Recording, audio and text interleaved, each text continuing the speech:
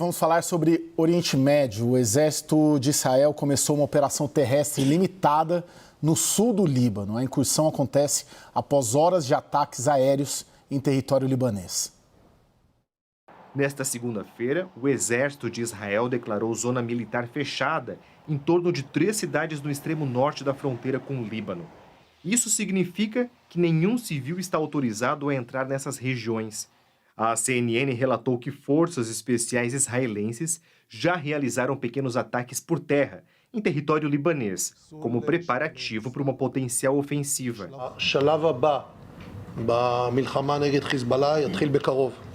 וזה יהווה גורם משמעותי בשינוי המצב הביטחוני ויאפשר לנו להשלים את החלק החשוב של החזרת התושבים לבתיהם.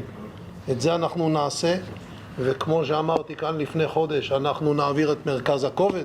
O Hamas afirmou que o seu líder no Líbano, Fateh Sherif Abu Elamin, foi morto num ataque aéreo no sul do país. O vice-líder do Hezbollah, Naim Qassem, em seu primeiro discurso público desde a morte de Hassan Nasrallah, declarou que as forças de resistência estão prontas para um combate terrestre. O presidente dos Estados Unidos, Joe Biden, voltou a pedir por um cessar-fogo na região. O governo americano também anunciou o envio de novas tropas e equipamentos à região para fortalecer a defesa de Israel.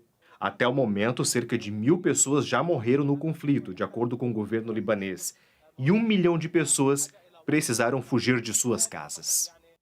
E agora à noite, uma última informação. O governo brasileiro autorizou o primeiro voo de resgate de cidadãos brasileiros que vivem no Líbano. A data será anunciada nos próximos dias. O Ministério da Defesa e o Itamaraty vão avaliar as condições de segurança local antes de decidir.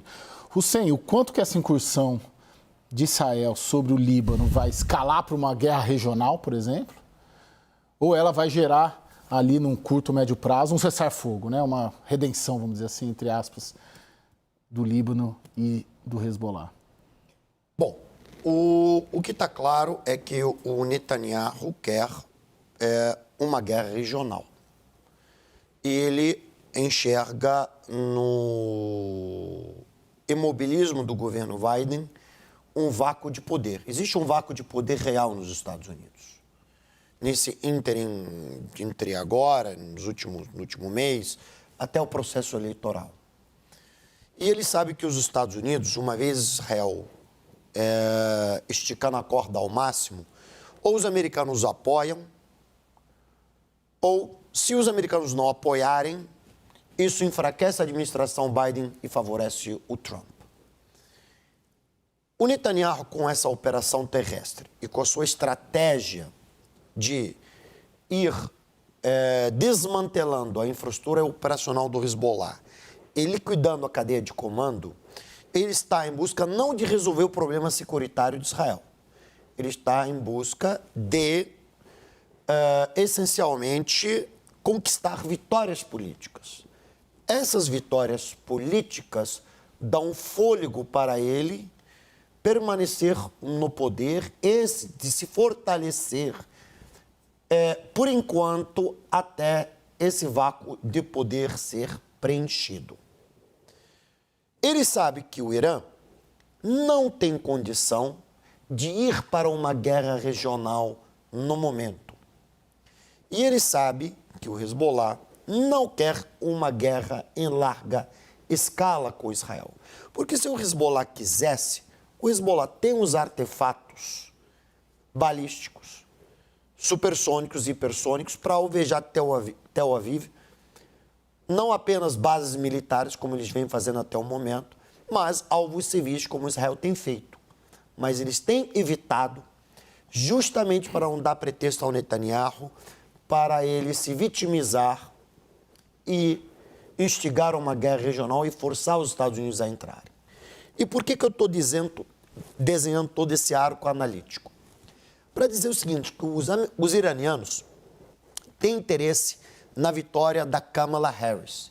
Eles precisam que a Kamala ganhe a eleição, porque eles acreditam que a vitória da Kamala significa a reintegração do Irã à comunidade internacional, porque a vitória da Kamala será um ponto de partida para retomar as negociações nucleares.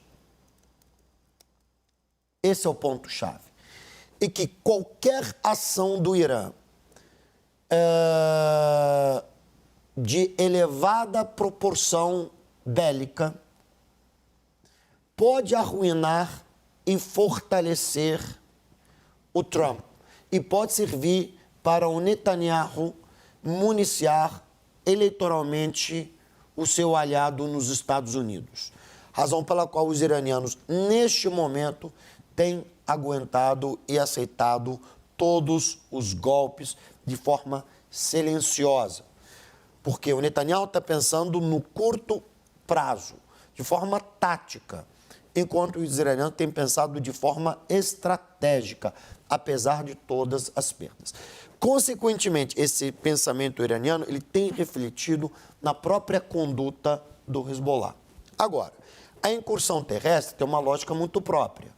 É muito diferente. A superioridade militar aérea de Israel ela é descomunal comparada ao do Hezbollah, que não tem nenhuma, né?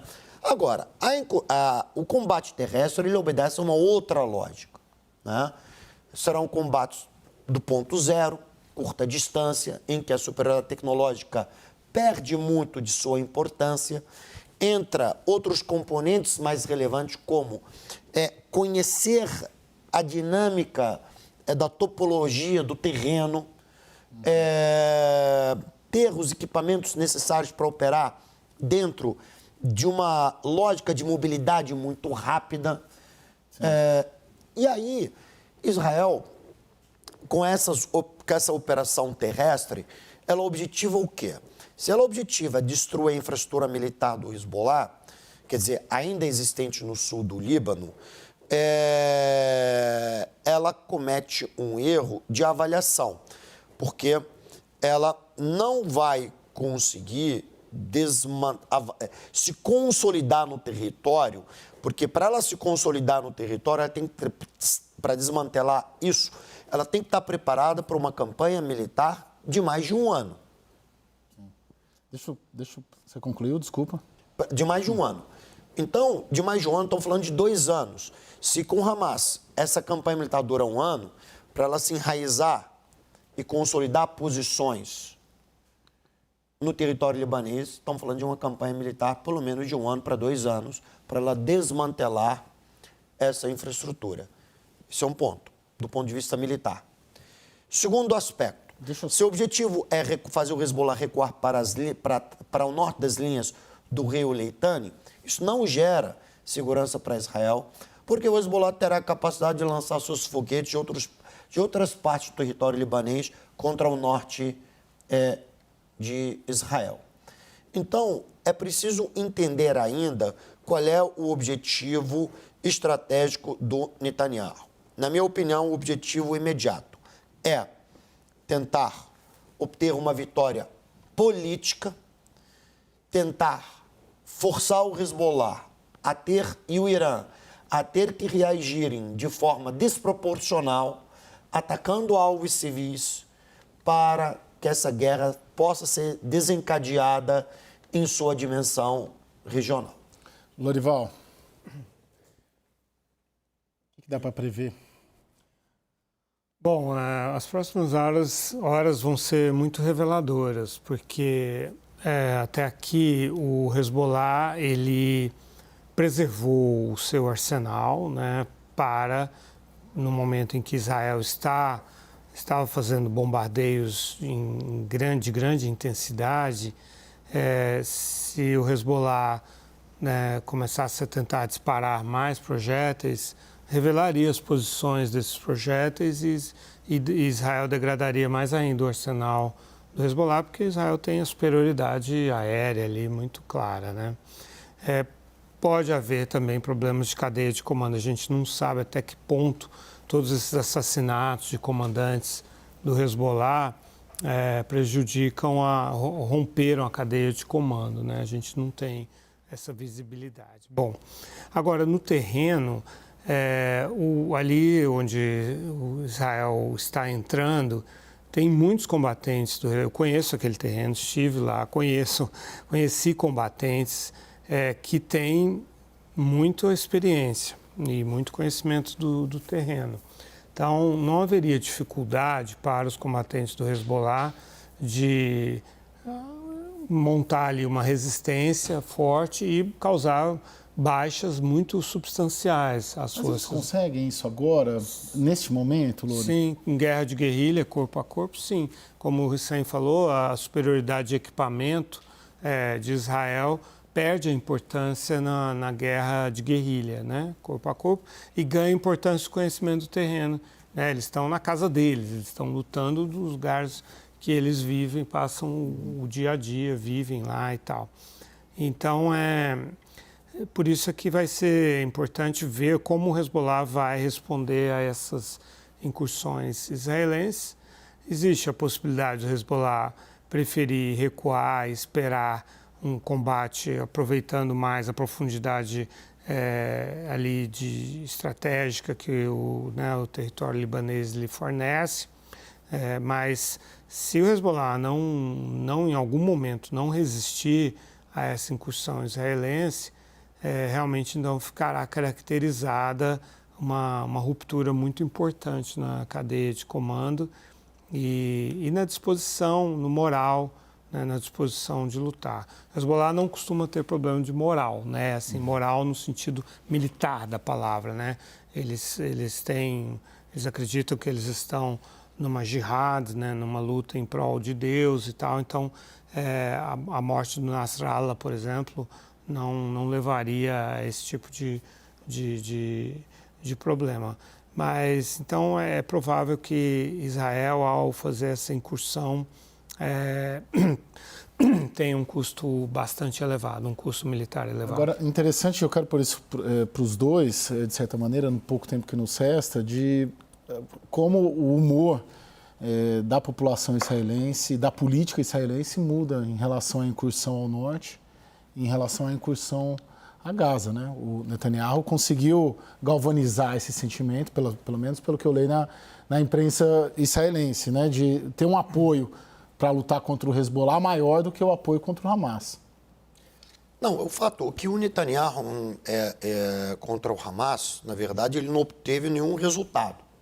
Vamos tratar de forma objetiva, né?